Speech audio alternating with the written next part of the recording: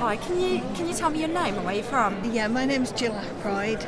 I'm here as a patient representative. That's one of my hats. I do work for Arthritis Care, and I'm also a patient governor at the Lancashire Teaching Hospital. The Lancashire Teaching Hospital? Yes. Yeah. Okay, so obviously a very engaged citizen, someone who helps a lot with health issues, and you've just experienced the gather session here at Expo NHS as part of the NHSCitizen project. So there was a mix of online and comments as well as people sitting around and putting their ideas forward. How do you think that went?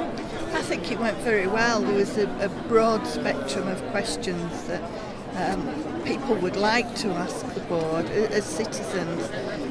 It's obvious that people want to be involved. I know this is a health expo and there's going to be people who are interested who are here, but the diversity of the questions, it shows that people are concerned about the access to the NHS, and once they gain access as well, they can't understand. There's a lot of jargon used, and people are just getting a bit fed up of that and being told that this is what the doctor said that they should do, and to actually have to follow it. People want to take responsibility for themselves. And do you think the average person can feel like a child within the NHS system then, from what you're hearing? I think people feel that the doctor's there on his pedestal and you've got to listen to what he says and do as you're told.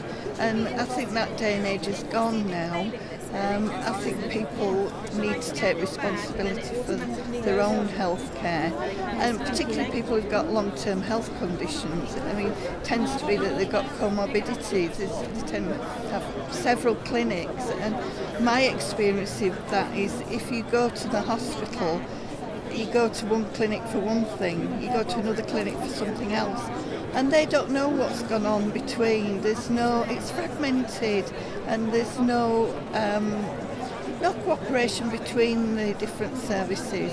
It also boils down as well, I've noticed quite a lot that the hospitals work 7 days a week, but the social services side of it don't work 7 days a week.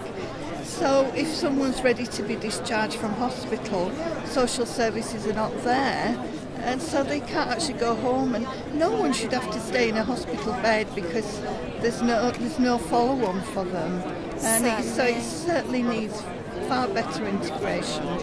Do you think that some of this will, if the NHS England board listen to some of these ideas, do you think there's the opportunity for them to save money and be able to put that into other care? Oh, certainly, yeah. It's a proven fact that if people self-manage, I mean, I'm actually an accredited trainer for the expert patient programme, but unfortunately the CCGs are not funding that at the moment. But it is a proven fact that it saves the NHS a lot of money, and it could be put to better use. And particularly going back to the hospitals, it's very expensive to keep someone in a hospital bed.